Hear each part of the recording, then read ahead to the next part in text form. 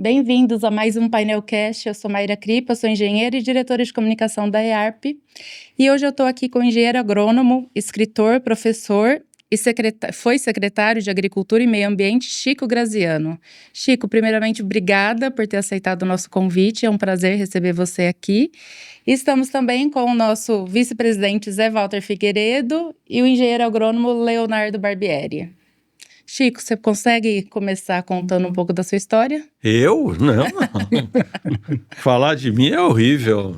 Eu só quero agradecer pela oportunidade de estar aqui com vocês. A gente faz tanta coisa na vida, né? Eu que já fiz. Então, quando eu encontro uma associação, né, de colegas e agrônomos, é um pouco diferente, né? Porque a gente faz muitas atividades, mas tem aquele gostinho principalmente quando encontra um exalquiano, né? Da querida escola nossa, que o Léo o Zé Walter também. Então, o Zé Walter é meu colega de turma, então... E que turma, hein? Muito prazer, muito gostoso. Vou ter reminiscências de matar saudades aqui nessa minha estadia em Ribeirão Preto, minhas boas lembranças aqui da região. Que bom. Você estudou aqui, não, Exal, que é? Piracicaba. Gloriosa, está em Piracicaba, uma cidade fantástica. Deu aula aqui em Jabuticabal. Deu aula em Jabuticabal na Unesp. Sim. E Ribeirão? Ribeirão vinha tomar chopp, né? E de vez em quando ele vinha no Pinguim, de vez em quando ele passava no AgriShow. A AgriShow é bem mais recente, né? Para quem tem a nossa idade assim, né, Zé Walter? É nova. Eu sou nascido em Araras, minha terra natal é Araras. E muito moleque, eu diria com 15 anos, eu já vinha para Ribeirão com a turma de Araras, vinha tomar chopp no Pinguim, vinha fazer isso mesmo. Exclusivamente para o chopp. Então eu estou falando aqui dos anos antes de 1970, antes disso, há muito tempo. Então, só quem é mais antigo que sabe, né? O Pinguim era realmente uma coisa assim chamativa. A molecada, né? Eu tô falando de 15 anos de idade, a gente sonha e vir tomar chopp no Pinguim. E era gostoso de sair tudo embriagado. E naquela época eu podia guiar, não sei como é que funcionava. Era um negócio de maluco, não tinha esse problema. Voltava tudo para Araras, a Ribeirão. Claro, não tinha pista dupla, nada disso. Os carros eram bem piores do que hoje, né?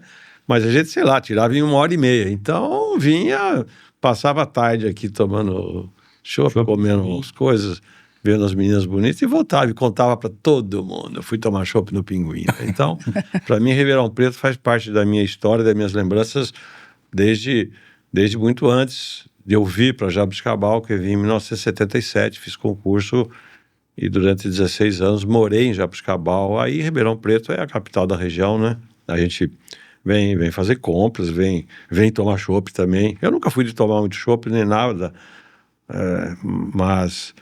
Nunca fui desse de vara à noite, bebendo e tal, mas o chopp valia a pena, né? Acho que até hoje, né? A conversa valia a pena, né, Zé? A conversa valia a pena, né? A amizade é que é bom, né? Sim. É isso aí. Sim. Não era o Caruncho que te trazia aqui, não? Não, meu tio não. O Caruncho era colega lá da escola, tio dele. Quase colega. Não passou no primeiro ano, né? Sim. Só jogava futebol, meu tio se formou. Aí eu não sei como meu avô botou um curso dele, ele se formou em Direito no Rio de Janeiro. Não me pergunte como, nunca soubemos, mas porque aí ele assumiu o cartório, em Araras assumimos o cartório Graziano, de notas, que meu avô, vocês falam, fundou, na época, depois, então, meu tio, que era pescador, e jogador de futebol, né, mas a agronomia ficou longe dele. Mas a família tem outros agrônomos? Meu primo, né, filho de uma tia minha com o Zé Gomes, o Zé Graziano, é formado com a gente um pouco antes, ele é de 71, nós somos de 74. É o filho dele, o Emiliano. O filho dele, o Emiliano, que é mais ou menos contemporâneo seu, né? Sim, você está esquecendo do Beto, né?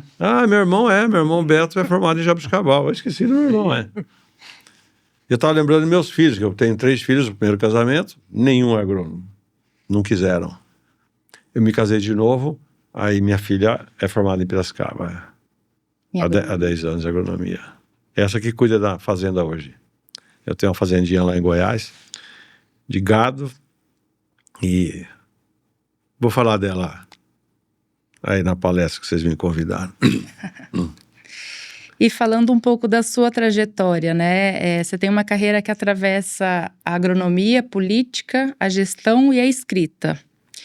E se você tivesse que escolher um momento decisivo da sua carreira, que teve a virada de chave, que mudou o seu rumo profissional, qual que seria? Nossa, Mayra, agora você me apertou aqui. Não sei, não.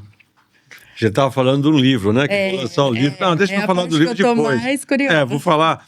Eu estou lançando a minha... não é a minha biografia, mas é um livro autobiográfico que se chama O Caipira e o Príncipe. Porque eu trabalhei, entre as coisas que fiz na vida, eu trabalhei 40 anos com um cara chamado Fernando Henrique Cardoso, que virou presidente da República. Sim. E eu comecei a trabalhar com ele quando ele era senador. Eu ajudei-o a vencer as eleições lá atrás, em 1978. E é uma história muito improvável de um caipira como eu se tornar um dileto assessor e depois amigo de um homem notório como Fernando Henrique. Então eu conto essa história no meu livro. Como eu disse, obviamente eu conto a minha própria história e falo muito da política do Brasil, né? O subtítulo é Uma História Sincera sobre a Política do Brasil. Quer dizer, sincera porque eu conto tudo, porque os caipiras são sinceros, né?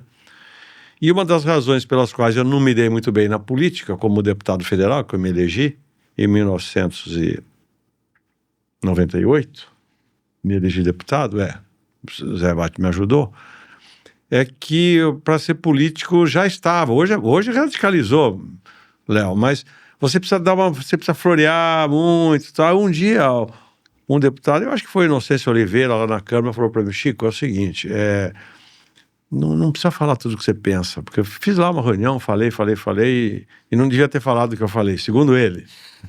Aí você vai vendo como é que... E aí você aprende que o político ele tem que pensar uma coisa, falar outra, e se ele for para o governo, ele faz a terceira coisa diferente das duas outras.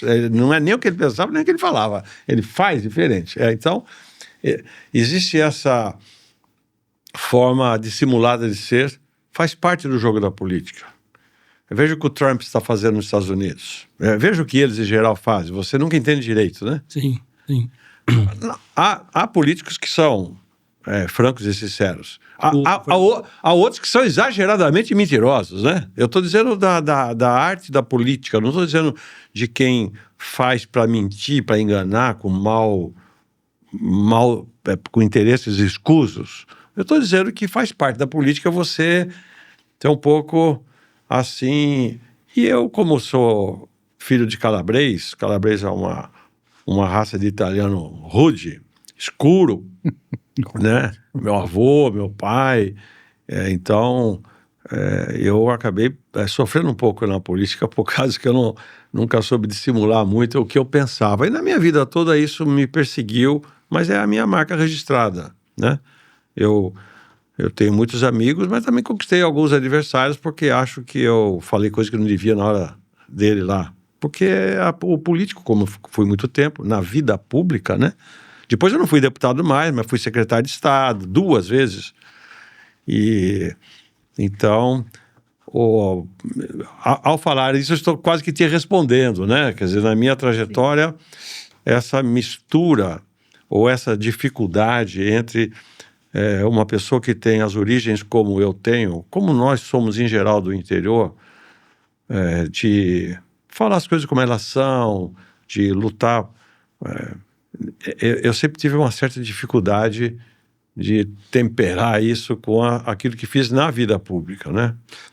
Mas, Chico, se me pergunte, fala, Léo, comentário, lendo um pouquinho sobre a biografia, até eu leio um pouquinho, e o Fernando Henrique é um professor, de uma universidade renomada, né, que traz bem para a política, vira presidente e traz uma seriedade e um foco na ciência, no desenvolvimento de pesquisa e tudo mais.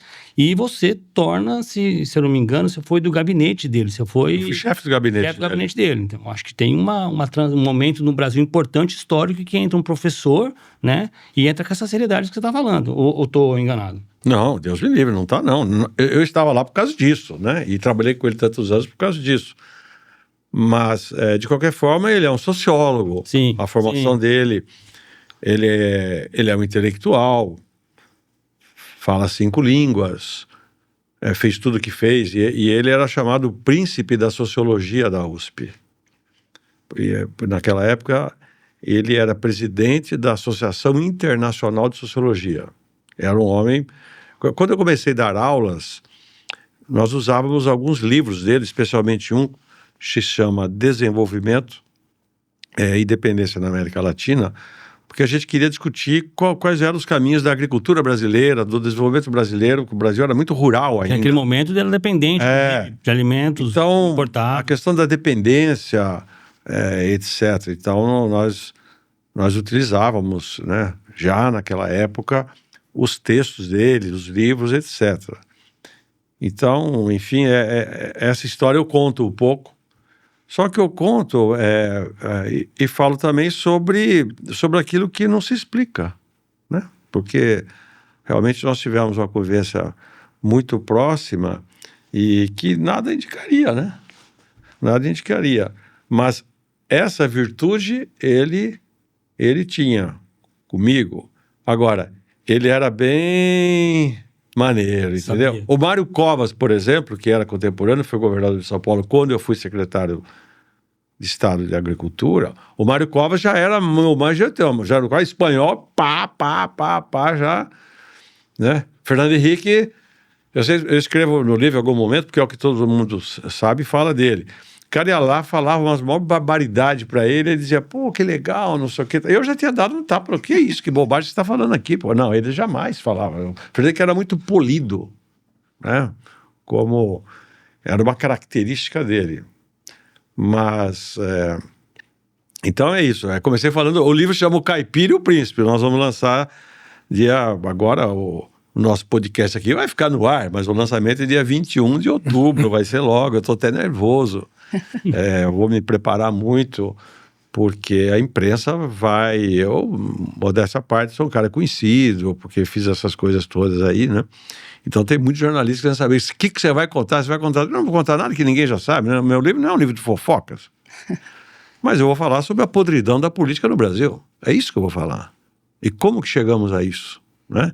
Eu que participei da política, dentro do poder, eu vou colocar as coisas, como eu disse, de uma forma sincera, para que as pessoas entendam por que algumas coisas aconteceram, as circunstâncias que levam a determinadas decisões, né? O Mário Covas adoeceu. O Mário Covas seria o sucessor do Fernando Henrique na presidência da República, mas ele faleceu de câncer. Sim. Naquela época. Então, são circunstâncias, né? Você espera que a vida vai para um lado, de repente vai para o outro.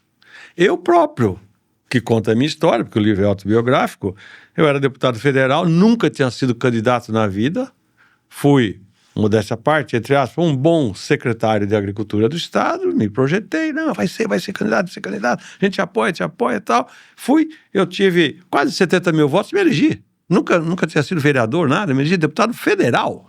Assim, nossa, que coisa totalmente surpreendente, com 70 mil votos, tive mais votos que muita gente graúda. Importante, o PSDB elegeu 15 deputados e eu fiquei em 11º lugar. Aí quando eu fui disputar a minha reeleição em 2002, eu tive 103 mil votos e não me reelegi. Não me reelegi, com 103 mil votos. Foi a coisa mais, assim, aí eu escrevo hoje, aquilo foi um aviso de Deus para mim, cai fora disso, porque não tinha lógica nenhuma. Eu fui um bom deputado, tive muitos votos, eu fiz tudo, mas circunstâncias, o outro cara lá que tinha voto furou, o Enéas foi candidato, elegeu deputado com 500 votos, com 300 votos. Eu sei lá o que aconteceu, o fato é que eu não me elegi, fiquei na 4ª suplência, Léo. Assumi depois, por mais de 2 anos, porque alguns se elegem prefeitos. Sim. E alguém faleceu, não me lembro quem. Então eu fui mais 2 anos, eu tive 2 mandatos, mas aí o Lula já era o presidente. E aí não tinha graça nenhuma. Né? E aí eu cheguei lá, quando eu reassumi, então fiquei 2 anos, aí assumi, voltei para o Congresso, Lula presidente, e eu encontro os nossos colegas lá, que eram deputados, que tinham sido reeleitos de Goiás, do Mato Grosso, né? E todos apoiavam o nosso governo, todos estavam apoiando o Lula. Aí eu falei assim, mas como é que é esse negócio aqui? E aí assim eu descobri que estava rolando o mensalão. O mensalão era uma mesada que eles ganhavam do esquema do poder para votar a favor do Lula. Então, eu só digo isso porque são as histórias que eu conto no livro com o testemunho de quem estava presente. Então, entendeu, Maíra? Não é estou fazendo fofoca, nada. Você vivenciou, né? Vivencia. E hoje que a política no Brasil está numa encruzilhada, né? E os jovens gostam de política. Obviamente não são todos, mas encontrarão no Caipira e o Príncipe uma boa história para descobrir as coisas. Mas, vamos lá. Legal. Você vai ler, Zé Walter. Lógico que eu vou ler e vou contar. Eu também. Bem. O bicho chatanuga aqui. Já. Chato, Sabe que eu já escrevi muitos livros, né? Eu tenho 13 livros publicados. Sou colunista de jornais, sempre fui do Estadão, sempre gostei de escrever e tive esse dom e me aplico muito também, estudo muito, eu sempre fui muito estudioso, primeiro aluno da classe e tal. Então, gosto de escrever. Já publiquei muitos livros. Agora, você não vende livro. O Brasil não lê muito. Não, cada vez menos, né? E agora, com o mundo digital, cada vez menos. Sim. Então é um desafio. Você lança um livro, você acha que o mundo inteiro vai ler. A USP daqui de Ribeirão Preto fechou a biblioteca. Fechou a biblioteca? Física não tem mais. Ninguém ia lá sequer. Até ia, mas eu não sei o que aconteceu exatamente, era um custo maior e acabou fechando. Tem ela digital, né? Tem os livros e tal, mas não tem mais o ambiente o físico. Não sei se eles retomaram, tinha um pessoal que estava querendo que voltasse isso lá, mas foi triste, foi uma coisa delicada isso aí. E precisa, né? Não dá para ser tão raso, né, Chico? Eu acompanho, eu leio seus... Na verdade, eu sou um grande fã seu, dos dois, inclusive, doutores. Eu acho que a turma de vocês aí, a gente trouxe o ano passado para a Semana da Agronomia o Ivan. O Ivanzinho? Também, mandou muito bem numa palestra, foi muito legal. Então, assim, eu acho que a gente está num risco, né, agora e com os chats, né, da vida aí agora com a inteligência artificial, de ficar mais raso ainda, né, porque antigamente você procurava nas plataformas de internet, você ia para a segunda página, descia, hoje vem já mastigado e você não, é aquilo, ou acredita, né, você nem questiona, né, quando você escreve mais, vai mais a fundo, aprende mais, não é isso? Mas eu tenho uma pergunta, essa sua trajetória na política sempre teve relacionado à agricultura e ao meio urbano do ponto de vista de entender a agricultura, ou talvez ao que o Zé faz aqui bastante, Zé Walter, que é a urbanização, né, a arborização urbana, ou não? Você teve vieses... Léo, eu sempre trabalhei com aquilo que eu acabei denominando, e hoje é um conceito utilizado, eu sempre trabalhei com o agroambiental. Porque eu desde moleque sou um ecólogo. Não quer dizer que eu não matava passarinho de estilingue, fazia isso na fazenda também, que morava em fazenda. Mas eu sempre gostei de contemplar a natureza, etc. E logo que começou o movimento ambientalista no Brasil, eu, jovem, eu me afiliei a esses movimentos. E naquela época, depois, já na Associação de Agrônomos do Estado, na IASP, né? Então, aí nós queríamos implantar o receituário agronômico para receitar os defensivos e tinha que ter uma lei. Então, eu sou dessa época, nós lutamos para que as coisas tivessem O receituário é tão recente assim? Recente? Como recente? 30, 40 anos? Não tinha, não era... Eu não sabia. Estou tentando lembrar a lei, é a lei dos agrotóxicos, entendeu? Legal. Então, eu sempre trabalhei nessa pegada, vamos dizer, Sim. do meio ambiente ligado à agricultura, ou vice-versa, agricultura, mas do meio ambiente. Tanto é que meu primeiro livro, que é de 1982, meu primeiro livro é de 1982, se chama questão agrária e ecologia, em 82. Não era comum tratar dessa intersecção, das duas coisas. Eu dizia, olha, porque aqueles que falavam, só falavam de reforma agrária, dos problemas sociais, da miséria do campo, tudo bem. Então nós tínhamos que superar esses problemas e o agro acabou, em boa parte, superando. Mas nós estávamos vendo muita erosão já. Foi lá atrás, naquela época, começou o movimento do Paraná contra a erosão, que foi levar o plantio direto, né? Então, o meu sonho era ser um agrônomo conservacionista, assim que a gente chamava. Sim. Trabalhar com conservação de solo. E eu lembro de parentes meus, eu fazia agronomia, vêm perguntar, como é que é esse negócio de plantar em nível? É muito recente, por incrível que pareça. Dos anos 70... 80, plantar em nível. A gente nem plantava em nível, plantava morro abaixo. Morro abaixo. Inclusive, assim, eu acho que no conhecimento popular eu arriscaria dizer que ainda se entende que a retirada de uma árvore ou de uma mata é muito mais impactante do que perder o solo, né? E a gente aprende na escola que não. Claro, os dois são importantes. Os dois. Mas a erosão é algo muito mais complicado de você voltar a reverter isso, né? E até hoje não se fala tanto, né? Sim. Mas o fato é que minha visão sempre foi ligada à terra, à agricultura, à agronomia e aos dilemas ambientais. Tanto é que, anos depois, em 2007, o Serra se elege governador de São Paulo e me convida para ser secretário estadual do Meio Ambiente. Então, por isso que eu fui 2 vezes secretário. Eu fui secretário de Estado da Agricultura, com o Mário Covas, e fui secretário de Meio Ambiente com o Serra governador. E eu sempre disse o que eu sou. Eu sempre tive o pé nas 2 canoas. E sempre o agro e o ruralismo sempre opôs. Ou você é ambientalista ou você é ruralista. E eu dizia, eu sou os 2. Eu sou ruralista e sou ambientalista. Mas não pode ser. Pode, eu sou. E hoje somos mais. Mas mesmo assim, tem muita gente que ainda acha que eu sou um pouco ambientalista demais. Entendeu o que eu estou falando? Sim. Essa como quando aprovou o Código Florestal, a gente discutia Código Florestal lá de trás, né? Então, muita gente me criticava, né? O Zé Walter coordenou, quando eu fui secretário de Estado, o programa que fazia os municípios virem para a agenda ambiental. A gente ia lá nos prefeitos, nos municípios, o município verde e azul. Não, tem que fazer a lição de casa aí também no município. E na cidade também, não é só o agro que precisa fazer a coisa certa em termos ambientais, né? Meio ambiente possível. De forma Esse era o que discurso dele. foi minha trajetória foi política, mas ligada a temas, porque eu nunca fui prefeito, meus temas não são esses mais comuns, né? Porque normalmente, como eu dizia, como é que o cara da carreira política? Ele é vereador, depois ele vira presidente da Câmara, depois ele é vice-prefeito, é prefeito, ele é deputado estadual, faz 2 vezes, vai para federal, sei lá, né? E eu fui deputado federal. Direto. Curioso, né? Curioso. E depois caí fora. Não quis ser candidato. Quando chegou em 2006, não quis ser candidato. Não, como você vai ser candidato? Não vou ser.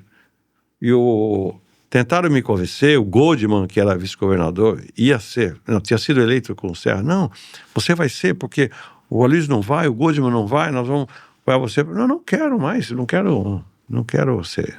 Aí fui para o governo. Eu não deixei a vida pública. A vida pública é uma coisa, é gestão. O outro é você parlamentar, você ser político no Congresso. É esse que me... E eu, como a vida toda fui professor, então você imagina, eu, professor, que parei de dar aula em dezembro agora, fiquei 10 anos dando aula agora nos MBAs da Fundação Getúlio Vargas. E gosto de dar aula e me dedico, e os alunos gostam de mim, eu sei disso. Aí eu vou lá fazer um discurso no plenário do Congresso, ninguém olha para mim. E você está acostumado a dar aula, como, tô falando aqui. E aquela para dar confusão, 500 deputados, não sei o quê. Preocupado com o selfie. Hã? Preocupado com o selfie. Tá esquisito. Aliás, eu estou falando com vocês e me lembrei a primeira vez que eu vim fazer um comício, que eu subi num caminhão, não sei onde é que eu estava, E eu queria que o pessoal ficasse quieto para me ouvir. E tinha um monte de bêbado, o cachorro passando ali. Fala! E eu, cara, fala, tá demorando, fala. Eu, povo, não sei o quê. Mas com medo de virar um populista, entendeu? Mas a arte da política, ela precisa ter um traquejo. Eu não tinha. Eu não tinha sido antes nada. Aí eu sofri um pouco. Que legal. E falando de meio ambiente, né? Eu queria trazer um pouco sobre sustentabilidade. Zé e Chico. Fica totalmente pro Chico. Sustentabilidade, ele é o doutor da sustentabilidade. Já dei a pauta do meio ambiente possível. Ele fazia, você lembra disso, né? Quando você estava na secretaria. Possível. Porque há os limites, né? E as pessoas cobram isso quando você pula de um lado ou de outro. Você tem que fazer o meio ambiente possível. Tem horas que é por aí. A maioria do tempo, né? É o que a gente prega, o que a gente faz na IARP, que é o meio ambiente possível, né? É o próprio Ribeirão Floresta que a gente tocou, meio ambiente possível. Você vai até onde dá, né? E é tão engraçado, desculpa, vou usar uma pimentada talvez aqui, Chico. Então, assim, eu sou de Ribeirão aqui também, né? Eu cresci, resolvi fazer agronomia, né? E, assim, nossa, o pessoal da cana-de-açúcar, né? Acaba com o solo, destrói e tudo mais, tal. A coisa evoluiu, mudou, né? Hoje é uma cultura que tem uma certa... Ela tem um ambiente que se assemelha muito, sendo bem conduzida muito ao ambiente de floresta, de relação nitrogênio, carbono e tudo mais, né? Tem exemplos excelentes na região, gente que reconstruiu mata, floresta, com animais silvestres e tal, muitos exemplos positivos, né?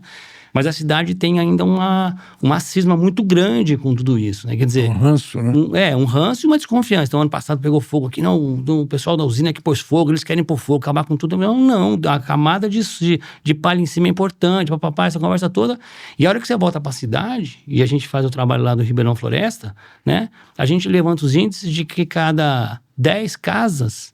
Uma quer uma árvore na frente da casa, o resto não. Não quer a árvore. Não quer a árvore. Um, dois, não sei, cada 10. Quantos por cento a gente tem? 13%? Fizemos um levantamento no bairro, deu 80% de rejeição. 80% de rejeição. Quer dizer... A gente achava que queriam, né? Que era um show, né? Cada 10 pessoas, 8 não querem. Mas aí o problema lá é o que tá dos dois lados. Como é que é isso, né? Como é que a gente muda essa história toda? Quer dizer, tudo bem que a agricultura foi vilão há muito tempo, mas nós temos exemplos excelentes e ela tá aí para mostrar que dá para fazer diferente, né? Mas depois de 2 anos, trabalhando na educação ambiental e dando um exemplo, caiu para 25%. Mas num bairrinho, num pedaço. Num bairro. Um exemplo interessante. Caiu bastante a rejeição, entendeu? Agora que pula de estágio. É o trabalho do agrônomo, o trabalho do todo aquele grupo que está fazendo, e entra com esse discurso de meio ambiente, né? Aí entra a questão da sustentabilidade, a questão de economicamente viável, entra todo esse discurso que a gente montou lá na IARP e que está tendo um resultado excelente. Entendeu? Eu fui chamado para falar do agrônomo na arborização urbana, o agrônomo urbano. Uhum. Eu vou lá para o congresso agora em Maceió exatamente falar desses dados. Os dados são... A gente fez um levantamento de dados também, são chocantes, entendeu? É impressionante. A poda, então, nem se fala. Horror, os dados de poda. E a gente tem caiu um lenço aqui. De forma que é interessante esse trabalho que a gente fez lá, né? E a IARP está muito envolvida com isso. Com o bairro e com a cidade. Agora tem o trabalho de avenidas, né? De recomposição. Que é também bastante interessante. Tudo isso entra esse discurso, entendeu? Que eu aprendi lá na secretaria com o Chico. Aprendeu lá. Você foi ensinar lá, gente. E continua. Na minha história, sabe que... Eu não vou falar de mim, mas esse livro me deixou meio pirado e você fala. Agora que eu me lembrei, eu estou em Ribeirão Preto. Eu morei em Jabuticabal há 16 anos. Era apavorante aquele carvãozinho da cana-de-açúcar da queimada.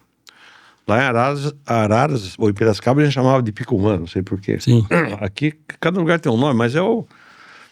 E quando nós assumimos a secretaria, a lei, nós assumimos em 2007.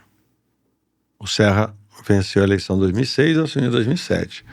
A lei estadual permitia queimar cana por um período de mais 20 anos, até 2027. Eu fui lá falar com ele, eu vou ser secretário do Meio Ambiente, nós vamos acabar com esse negócio da queimada muito antes. Mas como é que faz isso? Tem que mudar a lei. Falei, não, eu acho que vamos tentar fazer por um acordo de conduta ambiental dos usineiros.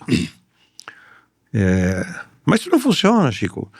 Mas também, quem diz que é a lei? A lei vai, depois muda a lei, como você não vai mudar agora, porque na época o Arnaldo Jardim já trabalhava com isso, que é um cara bacana, né? Que sempre trabalhou junto com a gente, eu conheci ele desde moleque também. E fizemos, pela Secretaria de Estado, um acordo que acabou chamando um protocolo agroambiental do etanol no Estado, não mudamos a lei, foi feito um compromisso das usinas, eles assinavam um compromisso de acabar em 10 anos, ou seja, em 2017 não podia mais queimar cana no estado de São Paulo. Para isso acontecer, entretanto, você tinha que ter a colheita mecanizada. Sim. Porque se não queima cana, vai colher a cana com palha, com a palhada só a máquina. Porque queima a cana pro boia fria na época vir cortar com facão, etc. Nós sabemos disso, mas tem muita gente que não sabe, né? Então... Produziu o dobro. O cortador de cana produziu 2 a 3 vezes mais quando você coloca fogo na palha. Isso. Só que cada colheitadeira daquela, elas estavam chegando, elas já tinham sido testadas aqui mesmo, a Santal estava produzindo, a usina São Martinho já tinha testado, já estava rolando, mas nós tínhamos que incentivar isso e para fabricar, o BNDES precisava financiar, então fomos atrás de BNDES e tudo deu certo, mas cada colheitadeira dessa tomava o emprego de 100 cortadores de cana. Por turno. Hã? Por turno. Na época, não sei se era por turno ou não. Eu trabalhei 15 anos com isso. Aí o pessoal ficou contra o programa. E começaram a pegar em cima de mim. E eu tinha que ir lá explicar. Fui na Assembleia Legislativa. Eu era secretário do Meio Ambiente do Estado e queria acabar com a queimada da cana. E eu lembrava, nós vamos acabar com esse negócio desde a Idade Média. Tacar fogo em canavial, coisa mais absurda. Não, e os trabalhadores... Aí uma das coisas foi, nós vamos fazer muito curso de reclassificação. Então veio Senar, Sebrae, cooperativas, sindicatos, onde tinha gente para curso para você pegar o cortador de cana e dar uma chance para ele. Para ser... Virar mecânico, o que fosse para a nova situação. E eu não abri a mão. Nós vamos acabar. E a tese minha, a população inteira estava do meu lado. Fazia pesquisa, eu tinha... A aprovação era comigo. Acaba com a queimada da cana. Quem que não queria acabar com essa merda desse carvãozinho, desse picumã, entendeu? E a queimada, na época já era, isso há quase 20 anos, mas a população gosta do tema do meio ambiente. Quando você fala, vamos preservar. Embora não goste de plantar árvore na frente, né? Mas, então é uma temática importante. O agro hoje, ele trabalha bem mais com os conceitos da sustentabilidade. Também isso foi evoluindo, foram surgindo técnicas, né, capazes ou que permitem que se faça isso. E até mesmo que reduzem custo. Em todos os setores. Então, sem dúvida nenhuma, é uma agenda muito importante. Afinal... Quem pode ser contra a sustentabilidade? Você quer defender aquilo que a gente fez quando era moleque, eu quero que meus netos também tenham oportunidade. E você pega o dado mais fantástico, o Zé Walter, não sei se você sabe decor isso, mas o estado de São Paulo tinha na década de 80, 17% de cobertura vegetal originária, 17% do território, o resto já tinha sido rapado. Ficou basicamente a Serra do Mar e alguns capões aqui, ali. Aqui não tinha quase nada, na região norte. E, aos poucos, a interdição das áreas de preservação permanente, a nova legislação, a polícia ambiental, o pessoal foi recuando um pouco das margens, o Estado foi criando unidades de conservação. Hoje, São Paulo tem aproximadamente 25% do território em vegetação nativa. Espetáculo. Cresceu. Ou seja, em São Paulo, virou a página do desmatamento e nós começamos a recuperar florestas. E a palavra é essa, é recuperar, não é plantar um eucalipto nisso aí. De área reconstituída. A área de floresta nativa. Isso.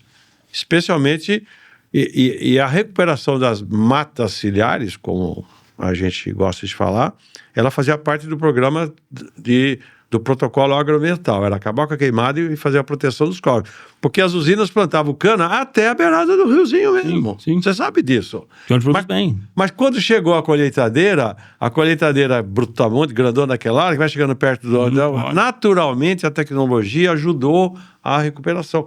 Afasta 30 metros, que era o exigido 30 metros no mínimo, da beirada do córrego ou do rio. Sim. No caso do Mogi, 50 metros, porque é um rio maior, etc. Então, essas áreas aos poucos foram sendo recuperadas.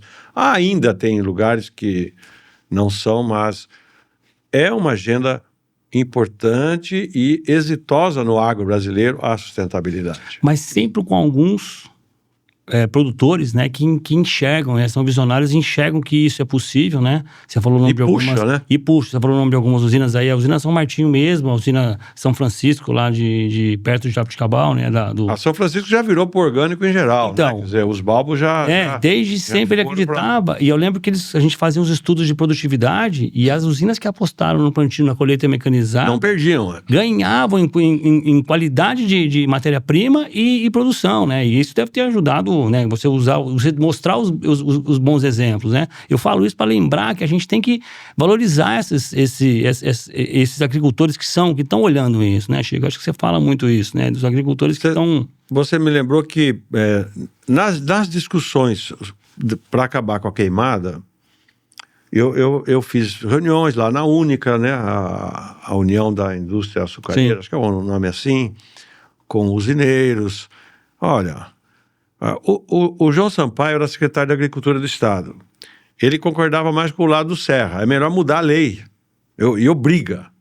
E eu queria insistir, que eu estava com as ideias dos acordos internacionais, né? Não, vamos fazer por conduta ambiental combinada. Mas era difícil, porque alguns... Eu estou tentando lembrar o nome de uma família de usineiros lá de São Manuel, que me ajudou muito. Eles tinham uma visão... a usina São Manuel. De que é o nome? Lá da São Manuel. Mas eu lembro que um dia eu chamei todos os agrônomos dos departamentos agrícolas das usinas e foram numa reunião lá em Piracicaba, na Exalc. Viu, Léo? Lá na sua escola. Na nossa. E eu chamei na nossa. E aí, eu tinha lá uns 80 agrônomos, de umas 50, 60 usinas de açúcar e de etanol. E aí eu tive um papo de agrônomo e aí eu sentei o rei na mesa. Que isso, gente? Vocês acham que não dá para acabar com a cana? Ah, mas realmente, mas aí a produtividade, e isso e aquilo, começaram a arrumar dificuldades. Porque o plantio, se você não vai queimar a cana-de-açúcar, você vai colher com a máquina, o plantio tem que ser um pouco diferente, né? Você precisa regular. Então, os canaviais antigos tinham que, realmente, o canavial antigo, a máquina não entrava direito e ia perder. Ia ter, assim como algumas variedades, etc, etc. Sim. Papo de agrônomo, né? Aí eu vi o senhor Caetano Ripoli falando que cada tonelada de cana valia um barril de petróleo, umas coisas... Você lembra disso? O Ripoli ajudou muito isso daí na época. Mas quem ajudou muito foi um colega de turma nosso, o Rodolfo.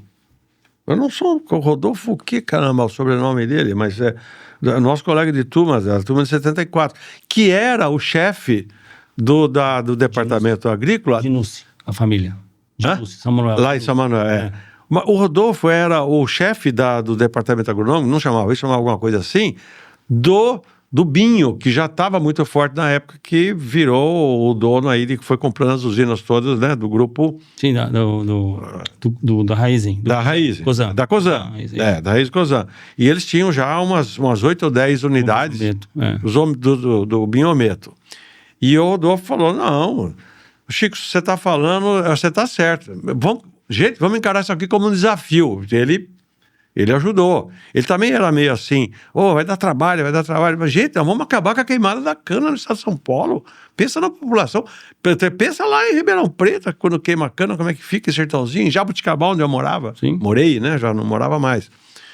E aí ele falou, não, vamos tomar isso aqui como desafio. E pouco tempo depois... Então, o Binhometo, então eles já tinham lá umas 8 ou 10 usinas, ele anunciou que ele ia aderir ao protocolo. A hora que ele aderiu ao protocolo, não ficou só São Manuel sozinho, porque aí entrou um grupo mais poderoso, Aí o pessoal falou, então é essa. Por quê? Porque essa era a tendência do mundo. O mundo clamava por isso. Não adianta você querer ficar contra a evolução das ideias ou contra a evolução tecnológica. Sim, Se ficar contra, você perde. Você tem que se... né? E se você não dá conta, passa o bastão para os moleques que eles topam. É um pouco isso. E aí deu certo. E foi rigorosamente cumprido, o Ministério Público acompanhando, né? Só os fornecedores de cana tiveram um tempo um pouco maior, os pequenos fornecedores de cana tiveram um tempo maior ainda, áreas declivadas puderam ficar um pouco mais. Quando chegou em 2017, o Estado de São Paulo queimava 2% da área de cana que ele plantava. Chegou a meta antes do tempo. Isso aí. Sabe aquele negócio que você fala assim, fizemos, mas você não faz sozinho, você faz com adesão. É um exemplo, assim, na minha vida foi muito marcante essa, vamos dizer, falar em gestão pública, você precisa convencer as pessoas. A vida política me ensinou isso, né? Não adianta você impor. E também não fica com conversa com trololó, com conversa fiada, que os caras dão aqui, falam que tudo bem, depois sai e não faz nada. Eu me lembro dessa reunião lá na Exalc. Eu nem contei ela no livro, eu acho que vamos mudar o livro agora. Essa história, e para nós que estamos, né, em Mayra, nós somos de Ribeirão, estou tentando aqui. A importância disso, a mudança para a cidade inteira, que a gente esquece, né? Era assim, deixava a coisa no varal... Esqueceram o seguinte, tava tudo preto, piscina não tinha condição e tal, isso aí é só do carvãozinho. Do carvãozinho. E o benefício... Hoje eu acho que nem lembro do carvãozinho. Nem sabe o que é mais isso. Tinha um bagacinho também. Qual era o bagacinho? Eu morei numa cidade ali perto de Piracicaba, Rafar. Praticamente dentro da usina. E era um pó amarelo, um cheiro forte. Que vinha da usina. Aí não sei, aí é subproduto. Esse vinha da chaminé, acho que, né? Quem estava dentro da usina mesmo. Sei, isso mudou também. Aquilo impregnava. Mudou. Mas o ambiente, né, a proteção que a camada de palha também dá para o solo e para a região toda é muito importante. E o que ele falou, as matas ciliares aumentaram, o pessoal quer a mata, a cidade tem esse cisma com a cana-de-açúcar e não é mais assim. Eles não querem que pegue fogo, não é, Graziano? Acho que a mata tem a relação de manter lá os inimigos naturais, de fazer barreira biológica para contenção de doenças e pragas. Muita gente, em geral, acha que somos nós que botamos fogo na mas não somos. A discussão foi essa ano passado aqui. O fogo vem da beirada da estrada. Em geral, vem da beirada da estrada. O ano passado foi assim, meio que direto. Eu entrei em várias discussões, não brigamos, mas o pessoal não Quando deu aquela seca, na época da pandemia, foi o quê? 2019? O ano passado queimou muito aqui. Queimou muito também? Mandou coisa, né? Queimou muito coisa. Eu não conheço um produtor rural que põe fogo, eu não conheço. Mas eu conheço muito sitiante que junta, faz varreção, não sei o quê, põe um foguinho ali, vem um vento, esquece não sei o quê e pula o fogo. O fogo é acidental. Agora, tem gente que põe fogo em canavial por disputa trabalhista, também tem isso. Sim, tem os criminosos, claro. Vendetta... sim. De cara que foi demitido, e fala, vou botar fogo no seu canavial, e põe mesmo. E aí, o culpado é sempre o dono da... Não é, há um problema. Mas o conceito agronômico de condução de um canavial não é para fogo nunca hoje em dia. Não se coloca fogo. Não tem necessidade, não tem porquê. Pelo contrário. Só estraga tudo. Só estraga tudo. Só estraga tudo. Mudou a tecnologia. Sim. Que bom, né? Que bom. Para nós, para a região, isso é fantástico. Ótimo, né? Nesse fogo que teve, todo mundo acusou a usina. Era um absurdo. Aqui em Ribeirão. Sim. Todo mundo acusando que a usina estava pondo fogo. Inclusive, a usina mandando caminhão, comboio próprio para ajudar a pagar, porque o poder público não tinha, e os comboios iam ajudar a pagar e tal, entendeu? Como se... Porque eles queriam controlar para não chegar nas terras também. Isso aí é completamente compreensível, mas eles ajudavam a pagar com recurso próprio, né? Aí. A área do Instituto de Zootecnia aqui em Sertãozinho acabou. Acabou, pegou Augusto Husky, que é uma mata, não tem nada, é só colonial. Putz, acabou total, não tem nem como recuperar. Não recupera sozinho, né? Lá em Sertãozinho, Augusto Husky chama. Sim. Essa acabou. Agora, não sei se eu gostaria de puxar um tema aqui, que é o tema da sua palestra de hoje lá na associação, na IARP. Essa história, não estamos falando de meio ambiente e tudo mais. Como é que você enxerga esse discurso do presidente dos Estados Unidos aí, a parte ecológica? Como é que você vê isso? Que o tema da sua palestra hoje é da trumpulência... A COP30. A COP30. Essa visão nos interessa. Trumpulência. Tem esse nome, né? Trumpulência. Para ficar chamativo, né? Porque hoje se fala muito disso. Né? Sim, sim. Na verdade, os temas que eu trabalho em minhas conferências que eu faço, eu basicamente vivo disso, né? De andar pelo país, convidado que sou, para tratar sobre... em geral, os temas são quais são os nossos desafios e os riscos olhando para frente. Não se trata de mercado. Sim. Eu não sou analista de mercado, né? Tem gente que fala do risco da soja, se você precificar a soja, você trava, não trava, não é esse tipo de risco. Mas assim, do ponto de vista mais estratégico, olhando para frente, então, o que eu aprendi na vida me permite especular um pouco sobre estratégias e desafios e riscos do agro, etc., que é o tema que eu vou tratar. Mas entre os desafios é o que fazer com a truculência, né? Quem inventou a truculência não fui eu, foi o Marcos Troirro. O Marcos, que ele é economista, ele é diplomata, e ele um dia utilizou esse termo, escreveu sobre a truculência. A truculência é bem parecido mesmo com a turbulência do avião, né? Você agarra na cadeira ali e o avião fica segura, você vai cair ou não vai cair. Porque ninguém sabe o que o Trump vai fazer direito, né? Mas, do ponto de vista do meio ambiente, o Trump é o principal líder que diz que mudanças de clima, ou a política de mudança de clima está tudo errada, que isso aí é tudo conversa fiada, etc, etc, né? Ninguém concorda com ele. Ninguém pode dizer, né? Dos líderes mundiais ou dos pesquisadores do mundo, todos nós estamos vendo acontecer mudanças de clima. Então fica essa discussão, quem é culpado. Eu vou falar um pouco disso mesmo, porque faz sentido se você pensar em desafios e riscos, como você encara essa agenda. Sim. Que não é mais sustentabilidade. Vamos dizer, sustentabilidade já dominou. Agora a questão é o baixo carbono, né? Mesmo se você voltar um passo atrás, desculpa, Chico, assim, falar assim, se não acredita em mudanças climáticas enormes, mas você fazer uma agricultura conservacionista, você utilizar, por exemplo, biometano para tocar os caminhões... Você perde o quê com isso? Perde o quê? É isso aí. Essa é a questão. E pelo contrário, a gente só ganha. Então, nós do Brasil deveríamos ser os maiores defensores da era do baixo carbono e na agricultura, porque nós vamos fornecer produtos. E daqui a algum tempo, não sei quanto tempo, mas nós vamos fazer isso, nós vamos vender carbono. Carbono no solo, carbono em floresta. O mercado de carbono vai chegar, já está chegando, já está apoiando. Tem milhares de cases acontecendo. Então, são as tendências da bioenergia, das energias renováveis, e a agricultura tem muito a contribuir com isso. Nós estamos ganhando dinheiro com isso. Ou seja, meio ambiente é negócio. Né? Você sabe fazer direito. Então, quando o Trump se opõe aos novos negócios da economia de baixo carbono, o que todo mundo fala? Ele está defendendo os exploradores de petróleo do Texas. E faz sentido também, porque você tem causas e defende. Então, se defende as suas, eu defendo as minhas. Ele está defendendo a deles lá. Mas o Trump, o que nós estamos percebendo, que nessas questões comerciais também, não propriamente na questão do clima, ele é um baita de um jogador, né? O Zé Walter, se esse cara jogasse truco, acho que você perdia dele. O Zé Walter, e ele cambota até. O Zé Walter é um dos maiores jogadores de truco da escola que eu já conhecia. Era o Zé Walter, o Barba e o Veloso. Nunca vi. Se eu jogar com eles, eu me sentia o maior ingênuo do mundo. E eu não jogava mal. Mas era incrível. Então, o Zé Walter, o Trump jogaria um truco do caramba, porque ele dá umas trucadas. Ele toma um 6, mete 9, quer dizer... Não muda nem levanta a sobrancelha, não muda o semblante, nada.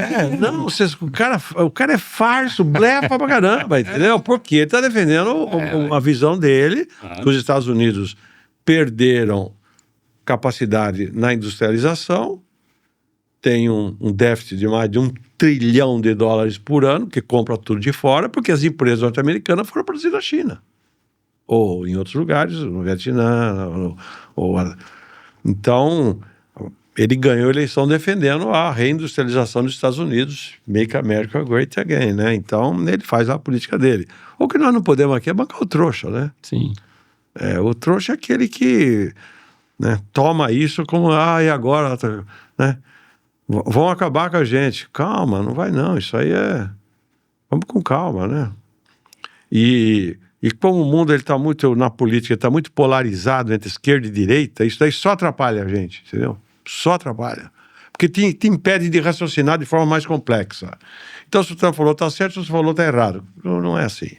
Né? Agronomia não é assim, economia não é assim, política não é assim. Né? Mas nós estamos cada vez mais... eu acho que agora menos. Tem muita gente que está olhando, tipo, menos, como diz os moleques nossos, né? Menos, calma, vamos... então o Trump está fazendo um realinhamento de tarifas totalmente inesperado, ou totalmente contrário àquilo que vinha sendo feito no mundo. Inesperado não, porque ele disse que ele ia fazer. O maior mérito, do meu ponto de vista do Trump, é que ele está fazendo na presidência dos Estados Unidos exatamente o que ele falou que ele ia fazer para ganhar a eleição. É admirável isso, porque em geral os caras... Fiel à campanha. Você está fiel à campanha. Vamos falar de nós aqui. O Bolsonaro ganhou, dizendo que ia fazer um monte de coisa e ganhou a eleição. Não fez nada que ele falou que ia fazer. Ele não fechou nem aquela empresa de telecomunicações lá, que era uma vergonha total. Aí um monte de coisa, combater estatização, e foi. Então, falou que vai fazer? Faz. Porque afinal, você teve o voto. Você é democrata, o cara ganhou, se aguenta aí. Quem perdeu, vai para a próxima. Essa aqui, então, eu vejo assim, a liderança do Trump, cheio de manha, porque como ele não é um político de carreira, e ele é um baita empresário, e ele é um baita comunicador, quando ele sempre fala uma coisa, eu falo, esse cara tá jogando truco. Esse cara tá jogando truco. Não sei o que ele tem na mão, qual é a carta dele, mas ele tá aí, então agora ele tá enfrentando o chinês, tá enfrentando o Putin, é um jogo de gente grande, né? Enfrenta, mas depois alisa o chinês. Depois alisa, e nós aqui ficamos e agora... Até que agora ele se acertou, você vê que não sei o que, ele foi lá e falou, conheci o presidente dos Estados Unidos aí no cafezinho ali, até nice gay, gostei do cara, um cara legal, acabou com o discurso não foi uma confusão total? Filha da mãe, esse cara trucou, meteu 6 em cima. E agora vai fazer a reunião, e o Lula que disse que eu não converso, que eu nunca sei o quê, ficou todo amuadinho também, agora vai lá conversar e vai lá negociar. Porque, cada presidente da República ou defende os interesses do seu país, ou ele não devia ser presidente da República. Sim. Simples, né? Lógico, né? Ô, Chico, eu anotei algumas coisas aqui, você falou da nova geração em algum momento, você falou do aumento que a gente teve de preservação do meio ambiente, né, de 17% para 25%. E tecnologia, pensando nos 3, como que você vê daqui 10 anos? Não, essa é uma roda que está rodando e não volta. Não volta. A agricultura vai ser cada vez mais conservacionista, cada vez mais utilizando produtos biológicos, cada vez mais pensando em baixo carbono, em bioinsumos. Logo nós vamos substituir totalmente os combustíveis fósseis por energia renovável. Então... sabe? E as tecnologias vão ajudando. Porque antes você queria fazer as coisas, mas você não tinha solução. Não tinha plantio direto. Hoje, plantio direto, não tem mais erosão no solo. Tem gente que usa plantio direto errado ainda causa alguns problemas, a gente conhece os relatos disso. Mas, então, o avanço tecnológico, ele é pressionado pela sociedade, pela agronomia, por nós todos, ele vai acontecendo... Então, eu vejo o Brasil daqui a 10 anos liderando a agricultura do mundo de uma forma seguindo os critérios da sustentabilidade. Agora, não vai ser 100%, porque nunca é 100%. Né? Em qualquer processo de evolução, você tem os que puxam a fila, você tem os que vão atrás, e você tem aqueles que resistem, que são tradicionalistas, mas eu fazia assim, meu avô fazia assim. Então, qualquer processo de mudança, ele nunca é uniforme, mas a dinâmica estará nessa agricultura cada vez mais conservacionista. E a tecnologia ajuda e puxa. É parte disso. É fundamental, né? O desenvolvimento tecnológico é tudo. Começamos a plantar cacau sombreado. Porque o cacau só era produzido... Deixa eu mudar aqui. O cacau só era produzido embaixo da floresta atlântica, no sul da Bahia. Aí os pesquisadores desenvolveram o cacau que planta ao pleno sol. Então, não precisa mais sombrear o cacau. E aí os outros já deram um passo além, desenvolveram variedades de cacau que são plantadas e sombreadas com seringueiras. Então, ou com eucalipto. Então, você produz madeira ou seringueira, com cacau embaixo, etc., que são os sistemas agroflorestais. Não tinha isso antes. Quitanda muito bem. Não tinha conhecimento sobre isso. Não. Não sabia fazer isso. Agora, daqui a pouco nós vamos estar produzindo café assim. Já se produz. Porque está cada vez mais quente. Começamos a sombrear café e logo... então, o Zé Walter falou, o avanço tecnológico, ele vai dando as soluções. Por isso é que eu escrevo toda a vida, faz 30, 40 anos, contra o que eu chamo os catastrofistas ambientais. Eu como ambientalista, escrevo contra os pessimistas. Que o mundo vai acabar, que o mundo vai acabar. O mundo não vai acabar. A tecnologia não vai deixar. A inteligência não vai deixar, né? Porque o avanço permite. O mundo está, supostamente, eu acredito mais nisso, a civilização humana vai acabar um dia, porque um asteroide vai trombar com a Terra e vai nos aquilar todo. Isso daí provavelmente vai demorar daqui não sei quantos milhões de anos. Bom, é verdade. Os dinossauros também mandavam aqui e não mandam mais. Nós, de vez em quando, encontramos os ossos deles por aí. Então, os dinossauros mandavam no mundo. Também acabou. Então, não quer dizer que nós seremos eternos, né? No planeta Terra. O planeta vai continuar. Então, eu me irrito toda vez que eu entro num hotel, para não falar, mas num hotel, e está lá, ajude-nos a salvar o planeta, não lave a sua toalha. Puta merda, mas... Para salvar o planeta, não. Porra, sabe? Que barbaridade. Alguém também está ganhando dinheiro com esse excesso ambientalismo, né? Com certeza tá. Então, nós precisamos nos salvar, pode ser, agora salvar o planeta. Então diminuir o custo da lavanderia e vem com esse discurso. Deus resolve o que fazer com o planeta. Assim como outras coisas, né? A gente está falando da COP aí, como é que acontece essa questão de ir lá, ir para a COP e ficar hospedado num hotel, essa história toda aí, como é que chegamos nesse ponto, né, Chico? Não sei se estou tocando num assunto aqui, mas nós estamos acompanhando, né, o preço de hospedagem, onde tem que falar de sustentabilidade e o que vai acontecer isso lá, né? Então existe também um lado que puxa muito para o extremo e tem gente ganhando com isso, né, e ganhando bastante, né? Na verdade existe um... Você acha que é mais ignorância? Existe um... O resumo da história é que do jeito que está indo, nós vamos fazer a COP mais insustentável que já fizeram. É a pior de todas. Então. Da insustentabilidade. Ela não para de pé. Sim. Faz um lugar que não tem infraestrutura, está tendo que... né? E provavelmente não vai ser decidido nada lá.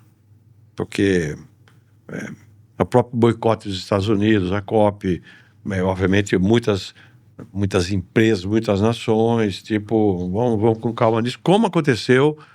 Por exemplo, na COP, não foi na COP, mas foi na conferência do Rio de Janeiro em 2012, que foi uma conferência fraquinha, não decidiu nada, porque os dilemas da civilização você tem um jogo por trás disso, você tem uma disputa entre os Estados Unidos, agora a Rússia, né?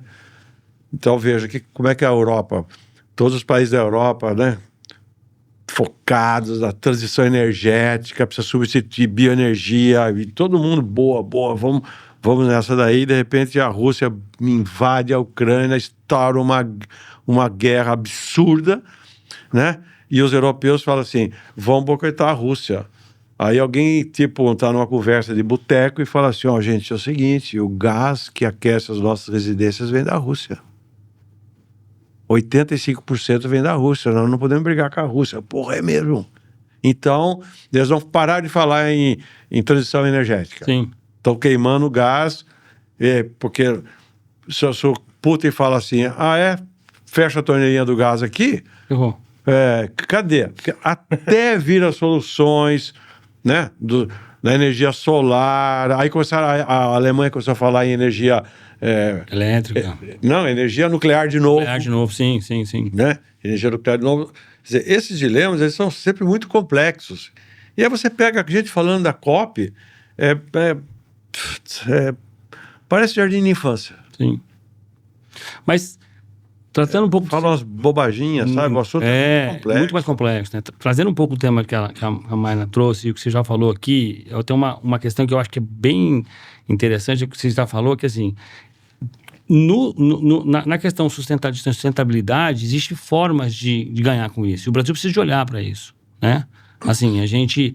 Vou dar um exemplo prático, assim, a gente já fez eventos na associação falando de produção, né, agora que está na moda o ESG, né, contando a questão toda de ser mais cuidadoso, conservar mais. E aí alguns colegas assim, não, mas eu fui para a França, lá os caras plantam dentro do rio, não sei o que lá, a uva sai de dentro do rio, os caras acabam com tudo. Entendi. Mas como é que a gente resolve? Lá a gente não consegue resolver. A gente resolve aqui. Agora, lá eles estão comprando o que a gente produz bem aqui para falar que eles estão comprando negócio sustentável. Então, vão vender o que eles querem comprar, depois eles vão resolver o deles lá. É um pouco da minha ideia, não sei se é isso que você pensa também, entendeu? A gente tem aqui produtores, o próprio Dona São Francisco, aí que vende açúcar orgânico, né? Domina o mercado mundial. Muitos anos, domina o mercado mundial, entendeu? Então, a gente fazer uma agricultura mais sustentável, olhar para o mercado consumidor, pode ser inteligente. Não sei se produzir mais a um custo mais baixo vai ser o suficiente no futuro. Talvez eu não quero comprar mais barato, eu quero comprar o sustentável. Isso já está acontecendo, não é isso? Então, vender o sustentável, o Brasil não perder essa onda é importante. Eu não sei se é isso que você começou a falar, a gente acabou te cortando. Esse raciocínio de que lá estraga tudo é muito errado, sabe? Muito raso, né? É muito raso. Ô, Léo, qual é a área de floresta média de todos os países da União Europeia, da Europa? A Europa tem, assim, somando todos, te dando uma média, você mistura situações variadas, mas uma média, isso está no meu livro, Agricultura, Fatos e Mitos, a cobertura florestal da Europa, quanto que é? É no mínimo 45%. Uai, mas não falam que acabou tudo? E eles ocuparam realmente. E não foi por causa da agricultura, foi para usar madeira como energia. Construção. No século X, construção, no século IX, no século X, no século XI, muito antes da expansão agrícola. E quando veio a Revolução Agrícola, a chamada Segunda Revolução, no século XVIII para XIX, aí eles ocuparam todas as áreas mesmo. Mas quem conhece a Europa sabe, a agricultura na Europa é a agricultura de vales. Aqui a agricultura nossa é a agricultura de chapada. Uhum. Então os vales são cultivados, né? E eles não têm chuva de 100 milímetros lá em 2 horas. Então, você comparar a agricultura daqui com de lá, a Europa, as políticas de conservação florestal da Europa são magníficas. Você conhece algum país da Europa que não é lindo no agro? Alguém conhece? Eu conheço quase todos. Vai na Irlanda, vai na Alemanha, vai na França, vai na Itália. É magnífico. Eles são muito preservados e muito bonitos. A paisagem rural é muito preservada e muito bonita. Ou seja, aquilo que eles depredaram, por outras razões, eles voltaram... Fez o que São Paulo está fazendo, porque existe um processo de recuperação. São florestas e plantaram muito, né? Plantaram muitas espécies. Então, eu acho que nós não temos que brigar com a Europa. Nós temos que ser espertos e vender sustentabilidade para a Europa. Concordo 100% com você. Jogar um pouco de truco com eles também. Sim. Chico, obrigada pelo seu tempo. Foi um prazer Imagine. participar desse bate-papo. Zé, obrigada. Léo, obrigada. Obrigado a você, Maria. E para você que acompanhou a gente até aqui, não esqueça de deixar o comentário, curtir e compartilhar. Obrigada.